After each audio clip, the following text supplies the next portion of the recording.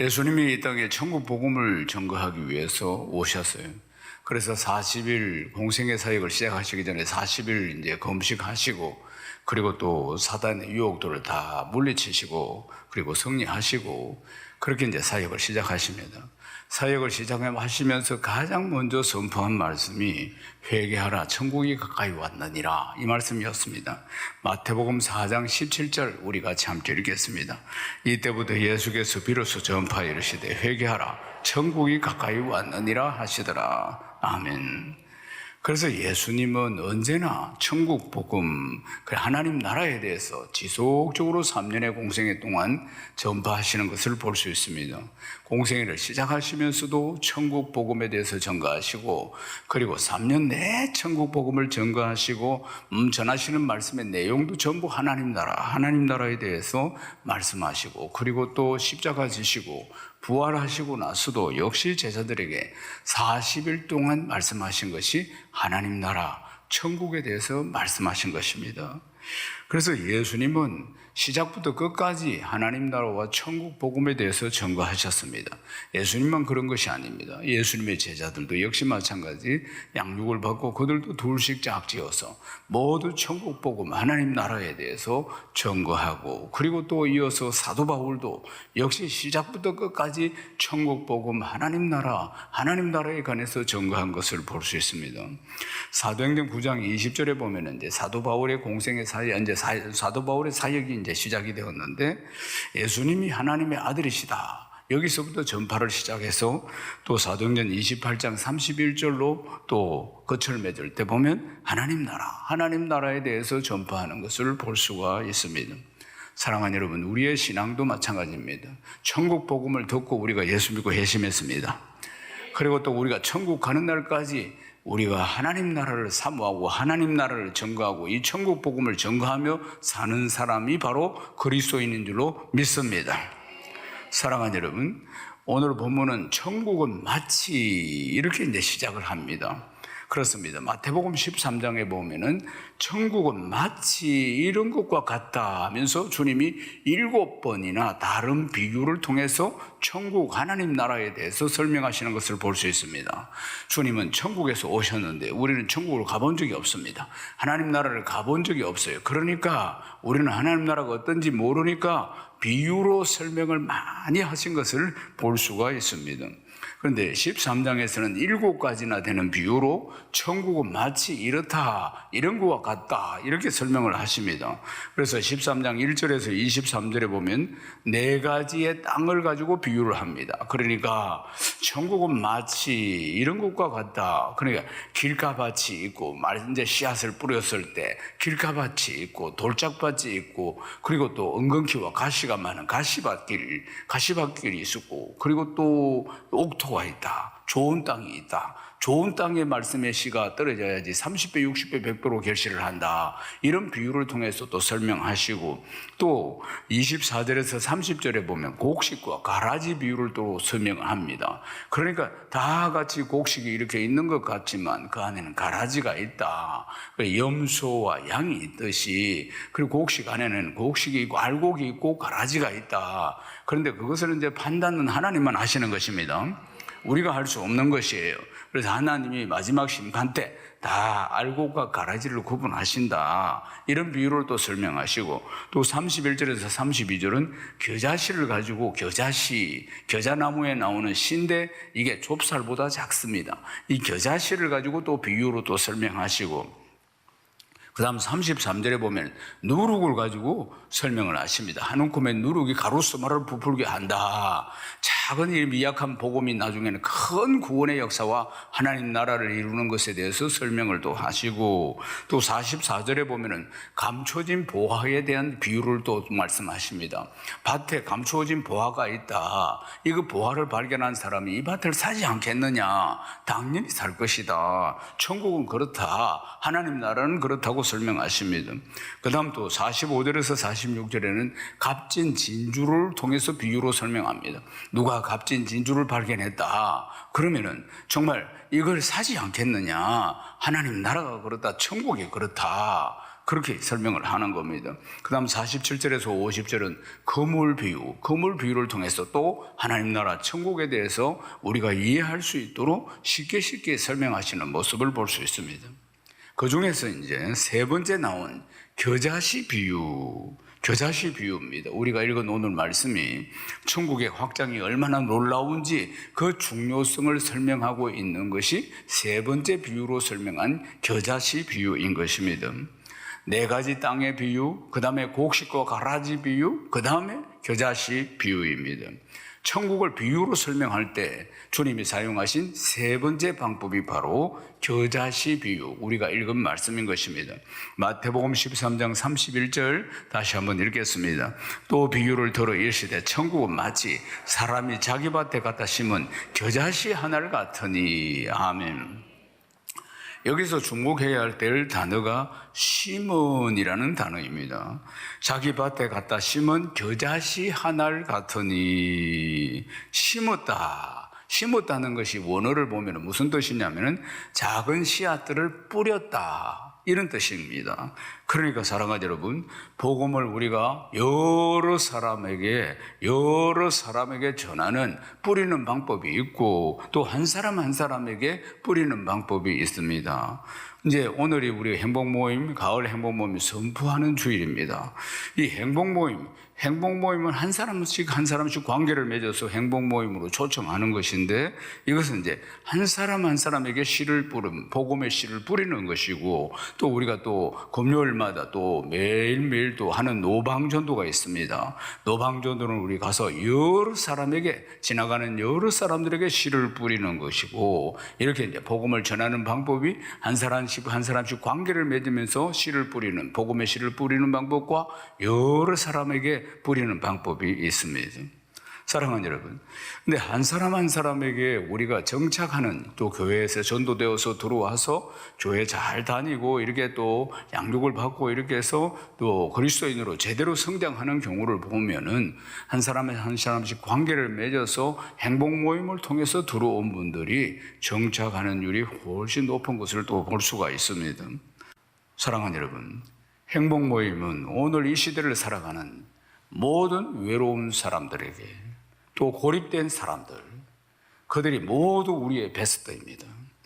현대인들이 모두 그렇다는 것입니다. 말로 다 표현하지는 않지만 그 마음속이 다 그렇다는 겁니다. 그래서 그들이 다 우리의 베스트입니다. 그들을 우리의 베스트로 삼아서 이 행복모임 10주 동안 우리가 마음을 쏟고 그리고 사랑을 베풀어서 10주 동안 관계 맺기를 하면서 행복모임으로 초대하는 것입니다. 우리 교회는 1년에 2차례 봄과 가을에 이 행복모임, 그러니까 이 소그룹 전도, 관계 전도를 하고 있습니다. 이번 가을 행복모임 오늘 선포날이고 오늘 저녁에 구호대회가 있습니다. 구호대회도 막 한 달, 두 달, 석 달 이렇게 참 모여서 준비하는 모습들이 너무나 아름다웠습니다. 우리가 구호대를 이렇게 열심히 준비하는 것도 이 가을 행복모임을 멋지게 잘 감당하기 위한 것입니다. 사랑하는 여러분, 이 행복모임을 통해서 베스트뿐만 아니라 정말 또 복음을 우리가 생각지도 못한 사람까지도 다 전하게 되고 그들의 필요를 채워주면서 모두 그렇게 관계된 자들이 다 은혜를 받아서 그들이 예수 믿고 구원받고 회복되는 하나님 나라가 확장되는 역사가 일어날 줄로 믿습니다. 사랑하는 여러분, 우리가 이제 1대1로 원래 이제 행복 모임은 셀 가족 모임, 셀 하나에 행복 모임 1개 내지 2개를 엽니다. 그럼 우리가 행복 모임을 열었을 때 행복 모임의 초점은 모두 다 베스트에게 있습니다. 불신자 베스트에게 있다 보면은 그분의 필요를 채워주기 위해서 예수고 모두 다 거기다 포커스를 맞추다 보면은 행여나 우리 성도들끼리 혹시 지칠 수도 있고 커뮤니케이션이 부족할 수도 있고 포커스가 전부 다 베스트에 있기 때문에 그럴 수도 있다는 것입니다. 그래서 우리가 이 행복모임 10주를 진행하면서 서로의 커뮤니케이션이나 이런 것들이 좀 부족해가지고 오해할 일도 있을 수 있고 또 힘든 일이 벌어질 수도 있습니다. 왜요? 우리 관심이 전부 베스트에게만 있기 때문에 그런 일들이 행여나 벌어질 수도 있다는 것입니다. 그때마다 우리가 해야 할 단어가 하나 있는데 그것은 미안하다고 말해주는 것입니다. 따라서 한번 해보십시오. 미안하다. 그렇구나. 사랑하는 여러분, 행여나 섭섭하게 할 수가 있다 이 말입니다. 우리가 신앙생활을 하면서 행복모임을 열고 10주 동안 해나가면서 나도 모르게 모든 포커스가 베스트에게만 있기 때문에 우리의 관계 속에서는 우리 믿는 사람들, 우리 팀의 관계 속에서 섭섭한 일이 벌어질 수도 있다는 것입니다. 그때마다 미안하다고 말을 할 수 있어야 하는 것입니다. 그러면 상대방의 기분도 금세 풀리는 것이에요. 그래서 또 우리가 선한 일을 하고자 하는 것이니까 어떤 섭섭한 일이 있어도 마음을 풀고 또 하나가 되어서 그 일들을 감당하게 되는 것입니다. 사랑하는 여러분, 사랑해, 고마워, 미안해, 이 중에서 가장 힘든 말이 뭐냐면 미안해입니다. 미안해. 부모가 이제 자녀에게 미안해라는 말이 있고 자녀에게 해주는 말이 사랑해라는 말이 있는데 어떤 말이 자녀들이 더 원할까요? 미안해입니다. 부모가 자녀에게 미안하다 이 말을 해줄 때 이 사랑해라는 말보다도 더 회복과 치유가 빠르다는 것입니다. 사랑하는 여러분, 그런데 부모가 자녀에게 미안하다 이 말을 잘 못합니다. 쑥스러워서, 자존심 때문에, 그리고 서로의 어떤 관계 속에서도, 그러니까 교인들과 서로의 관계 속에서도 미안하다 소리가 잘 안 나옵니다. 이 소리가 좀 어렵다 이 말입니다. 왜냐하면 자존심 문제도 있고 쑥스럽기도 하고 또 이 단어가 미안하다 말을 습관이 안 되어 있다 보니까 잘 못하는 겁니다. 그래서 미안하다 소리가 잘 안 된다 하면은 이렇게 하면 됩니다. Sorry.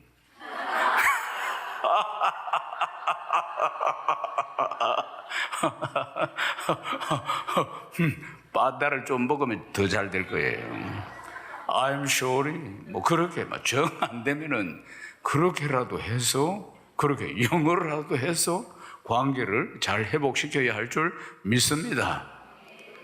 팀을 이루어서 뭘 하다 보면은 생각이 서로 다를 수가 있다 이 말입니다. 그래서 이제 괜한 오해나 힘든 상황이 벌어질 때 미안하다 이렇게 한마디 하면 다 풀릴 것인데 그 말이 참 어렵다는 것입니다. 사랑하는 여러분, 마태복음 13장 31절을 읽어보겠습니다.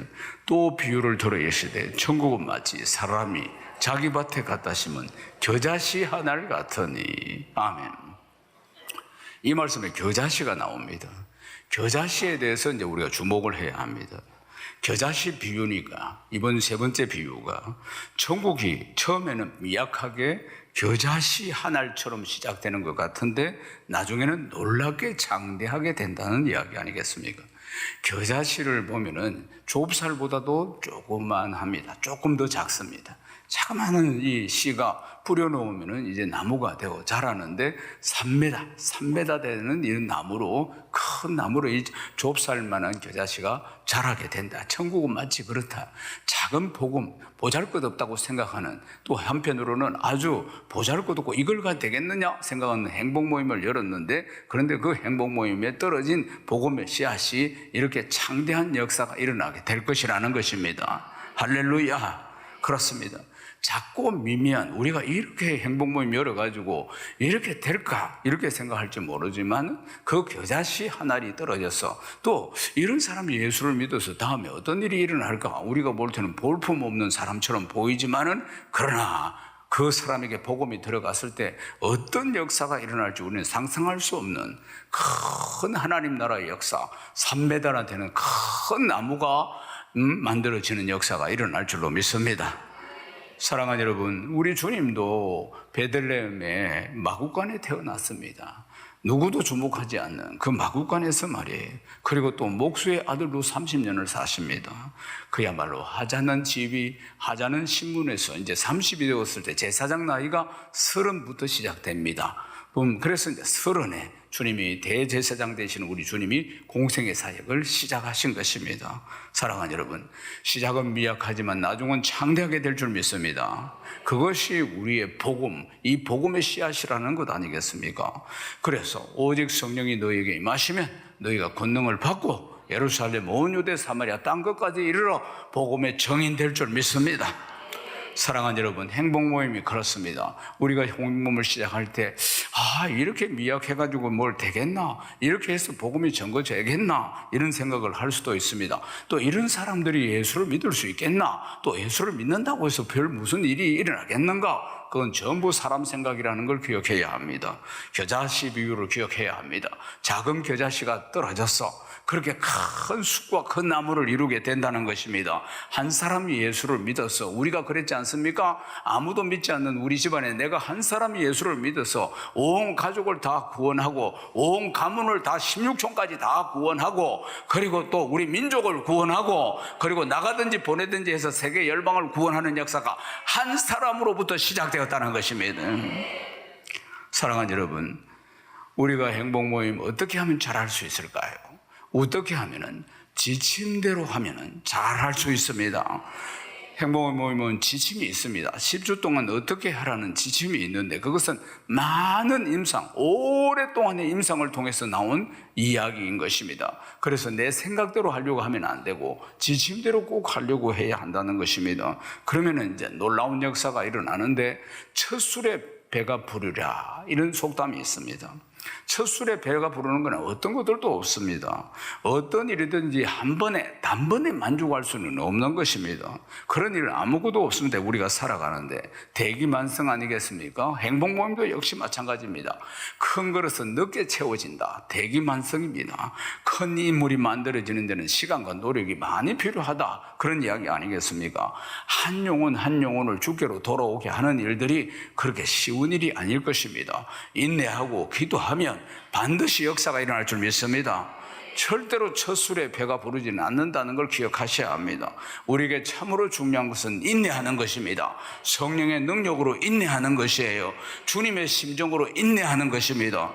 주님이 포기하지 않았는데 우리가 어떻게 포기할 수가 있겠습니까? 주님이 저 영혼을 포기 안 했는데 내가 어찌 포기한단 말입니까? 주님이 포기하지 않았기 때문에 우리가 어느 날 예수 믿고 구원받아 이 복된 날을 맞이하고 있는 것을 믿습니까? 사랑하는 여러분, 또 32절 말씀에 보면 깃들이느니라는 단어가 나옵니다. 깃들인다는 뜻이 무슨 뜻이냐면은, 그러니까 겨자씨를 심어서 큰 나무를 이루어서 거기에 새들이 깃든다. 그런 깃든다는 것은 자기의 천막을 친다, 자기의 거처를 정한다, 이런 뜻이라는 것입니다. 그러니까 이들 유목민들이 장막을 쳐서 자기들의 거처를 만드는 것처럼 공중을 나는 새들이 다 그 겨자나무 위에 다 쉴 자리를 튼다는 것입니다. 이스라엘 보면은 이 겨자나무 보면은 가지의 틈새가 새가 거처를 하기에는 아주 안성맞춤이라고 하는 것입니다. 그래서 거기다가 자기 집을 짓는다는 것입니다. 자기의 거처를 다 만든다는 것입니다. 사랑하는 여러분, 우리가 행복모임 10주 동안에 말씀을 증거합니다. 복음의 말씀을 증거합니다. 복음의 말씀을 증거하는 그곳이 바로 세상 사람들은 쾌락의 천막을 치고 그것이 좋다고 하지만은 이제 이 복음의 천막 속으로, 복음의 능력 속으로 그들이 다 들어오게 될 줄로 믿습니다. 아멘이십니까? 지금까지 행복모임을 통해서 얼마나 많은 분들이 예수 믿고 구원받게 됐는지 모릅니다. 또 그분들은 이미 복음을 듣고 예수를 믿고, 그리고 또 성도들과 관계도 맺어지고 해서 교회 정착률이 얼마나 높은지 모릅니다. 일방적으로 그냥 노방전도나 초청전도 집회를 해서 오신 분들은 정착률이 상당히 떨어지게 되는 것입니다. 사랑하는 여러분, 이스라엘에 많은 나무가 있는데도 이 겨자나무에 새들이 와서 씨를 얻고 그 가지에 깃든다고 하지 않습니까? 사랑하는 여러분, 겨자나무는 작은 나무입니다. 그보다도 훨씬 큰 나무들이 많이 있다는 거예요. 이 말씀의 비유는 우리에게 뭘 돌려주고자 하느냐면은, 하나님은 우리에게 바라시는 것이 큰 순종이 아니고 작은 일에도 순종하기를 원하시는 것입니다. 아멘이십니까? 작은 순종이 큰 순종을 만들어내고 작은 불순종이 큰 불순종을 만들어내는 것입니다. 순종도 습관이요 불순종도 습관이라는 걸 기억해야 합니다. 사랑하는 여러분, 우리 집을 오픈하기에는 너무 초라해? 아닙니다. 사랑하는 여러분, 그곳이 얼마나 따뜻한 곳인지 모릅니다. 그것의 위대한 것은 복음을 전하는 것이라는 겁니다. 10주 동안 모여서 기도하고 복음을 전할 때 그 집이 얼마나 복을 받겠습니까? 사랑하는 여러분, 지금까지 수많은 간정들이 내 집을 오픈해서 행복모임을 열었는데 이렇게 은혜를 받고 복을 받았다는 이야기들이 얼마나 많이 있는지 모릅니다. 이번 가을에 열리는 행복모임 처소마다 만복이 넘치기를 주의 이름으로 축원합니다. 이스라엘 백성들이 출애굽할 때를 생각해 보십시오. 출애굽할 때 그때 이 바로왕이 말을 안 듣기 때문에 10가지 재앙을 하나님이 내리십니다. 마지막 재앙, 10번째 재앙이 처음 난 건 다 죽는 것입니다. 사람이든지 짐승이든지. 그때 바로왕의 큰아들이 죽습니다. 그러니까 바로왕이 그때서야 손을 들고 항복하는 모습을 볼 수 있습니다. 그런데 보면은 그 당시에 이집트, 애굽의 성경을 보면은 술객들, 이 점쟁이들, 이 마술사들, 그들도 한두 가지는 흉내를 낼 줄 알았다는 것입니다. 10가지 재앙 중에서 보면은. 그래, 애굽의 술객들이 보면은 처음에 2가지 이적은 흉내를 냅니다. 나일강 하수를 피로 바꾸는 것, 또 강가못에 개구리가 막 올라오는 것, 이런 것들은 자기들이 흉내를 냅니다. 그러나 거기까지였습니다. 그 다음 기적들은 전혀 흉내를 낼 수가 없었습니다. 그러니까 점쟁이들도 뭘 좀 한다, 이 귀신들의 도움을 받아가지고 귀신의 역사로 뭘 좀 한다, 그 말입니다. 조금 한다, 이 말이에요. 그러니까 사람들이 사주팔자 운명에 매여가서 늘 뭘 할 때마다 그거 사주 보고 팔자 보고 그리고 또 점치러 다니고 하는 이유들이 그게 이런 것들이라 이 말입니다. 출애굽기 8장 18절에서 19절 말씀 읽어보십시다. 요술사들도 자기 요술로 그같이 행하여 이를 생기게 하려 하여 못하였고 이가 사람과 가축에게 생기니라. 요술사가 바로에게 말하되 이는 하나님의 권능이 있다 하였으나 바로의 마음이 완악하게 되어 그들의 말을 듣지 않으시니 여호와의 말씀과 같더라. 아멘. 세상 사람들은 다, 우리의 베스트들은 이처럼 사주팔자 운명에 매여서 막 시시때때로 점쟁이 찾아가서 물어보고 그러면서 세상 살아가는 것입니다. 그러니까 한두 개를 행했다고 하지 않습니까? 그런 것 때문에 막 찾아다니면서 그게 매여서 살아가는 것입니다. 사랑하는 여러분, 사주팔자 운명에 매여서 이 공중권세 잡은 자, 이 귀신들에게 꼼짝도 못하고 살아가는 이들을 전부 죄와 사망의 법에서 생명의 성령의 법으로 다 옮겨야 합니다. 이들을 다 구원해야 하는 것입니다. 로마서 8장 2절 말씀 읽겠습니다. 이는 그리스도 예수 안에 있는 생명의 성령의 법이 죄와 사망의 법에서 너를 해방하였습니다. 그들이 사주팔자 운명에 매여서 꼼짝도 못하고 살아가는 이들을 해방시킬 것은 주 예수 그리스도밖에 없는 줄로 믿습니다. 여러분 믿습니까? 예. 소중한 사람과 함께 읽는 책이라는 책이 있습니다. 임하나, 저자가 임하나이신데 이 책에 보면 이런 내용이 있어요. 헛되이 보낸 일주일, 한 달을 아까워하는 사람은 많아도 하루를 헛되이 보냈다고 해서 크게 낙심하는 사람은 그리 많지 않습니다. 이렇듯 대부분의 사람들이 하루를 대수롭지 않게 여깁니다. 하지만 하루 동안 수많은 생명이 태어나고 죽기를 반복합니다. 하루 만에 세상은 어제와 또 다른 모습으로 변합니다. 당신 역시 하루 동안 엄청난 일을 이루어낼지도 모릅니다. 어마어마한 잠재력을 담고 있는 하루하루를 소중하게 다루고 뜻깊게 보내면 하루는 당신에게 뜻밖의 선물을 보내올 것입니다. 이런 내용입니다. 그러니까 사랑하는 여러분, 점이 모여가지고 선이 되고 나무가 모여서 숲을 이루는 것 아니겠습니까? 하루가 모여서 일주일이 되고 일주일이 모여서 한 달이 되는 겁니다. 이런 일이 있었습니다. 1849년 12월 22일입니다. 사형 선고를 받은 한 청년이 눈을 가리고 묶여서 사형대 앞에 섰습니다. 사형 집행관이 청년에게 5분의 시간을 주겠다고 했습니다. 앞에는 군인들이 총을 들고 딱 사형 집행을 하기 위해서 서 있습니다. 청년이 5분, 자기 인생이 이제 5분 남았습니다. 5분 동안 자기 인생을 돌아봅니다. 그리고 사랑하는 이들을 위해서도 기도도 합니다. 5분이라는 시간이 얼마나 짧습니까? 그래서 이 청년이 5분이라는 시간 속에서 지나간 세월들을 보니까 그렇게 하루하루 살아온 것들이 너무나 소중한 날들인데 그냥 보낸 날들이 너무너무 아쉽고 후회가 되는 것입니다. 그렇지만 늦었습니다. 이제 5분입니다. 이제 방아쇠를 당기려고 하는 그 순간에 기적이 일어났습니다. 황제의 특사가 말을 타고 막 달려왔습니다. 특사가 이제 이 특명으로, 왕의 특명으로 사형을 면하는 특명을 들고 온 것입니다. 이 청년이 그 뒤에 이제 사형을 면하고 긴 유배 생활을 마쳤어. 그리고 모스크바로 돌아옵니다. 청년은 사형대에서 느꼈던 시간의 소중함을 평생 잊지 않고 삽니다. 책상 앞에 이렇게 적어놨습니다. 인생은 5분의 연속이다. 이렇게 적어놨습니다. 그리고는 시간을 얼마나 소중히 여기며 사는지 미친 듯이 소설을 씁니다. 그래서 그가 쓴 소설이 제와벌, 가라마조프카의 형제들, 수많은 명작들을 발표합니다. 이 청년이 바로 도스토옙스키입니다. 사랑하는 여러분, 인생은 5분의 연속입니다. 5분의 연속 말이에요. 우리가 매일매일 살아갈 때 내 인생 5분의 연속이라고 생각한다면 하루를 그냥 어떻게 보내겠습니까? 하루를 어떻게 보내겠느냐 말입니다. 얼마나 보람있게 보낼 것인가 하는 것입니다. 사랑하는 여러분, 주님께서 겨자씨로 비유를 하셨어요. 겨자씨 하나가 얼마나 미약해 보입니까? 그런데 미약한 이 겨자씨, 좁쌀보다 작은 이 겨자씨를 땅에 심었을 때 큰 나무가 되고 새들이 깃들게 되는 일들이 일어난다. 이것이 이제 천국 비유, 하나님 나라에 대한 비유입니다. 사랑하는 여러분, 우리가 이제 베스트를 만납니다.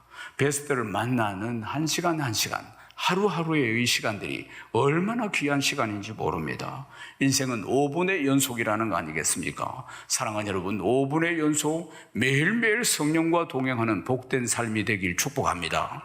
매일매일 말입니다. 매일매일 우리가 만나야 할 베스트와 그 보내는 그 시간들도 얼마나 귀한 시간인지 모릅니다. 사랑하는 여러분, 우리가 전하는 이 복음의 메시지를 통해서 우리가 또 그들의 필요를 채워주며 관계 맺기를 하는 것을 통해서 그들에게 그리스도의 사랑이 전해지게 될 것이고, 그리고 또 그들이 이번 행복 모임을 통해서 다 예수 믿고 구원받는 복된 역사가, 천국 잔치가 일어날 줄로 믿습니다. 날마다 복음의 능력으로 승리하는 성도 되시기를 주님의 이름으로 축원합니다. 축원합니다. 하나님께 영광입니다.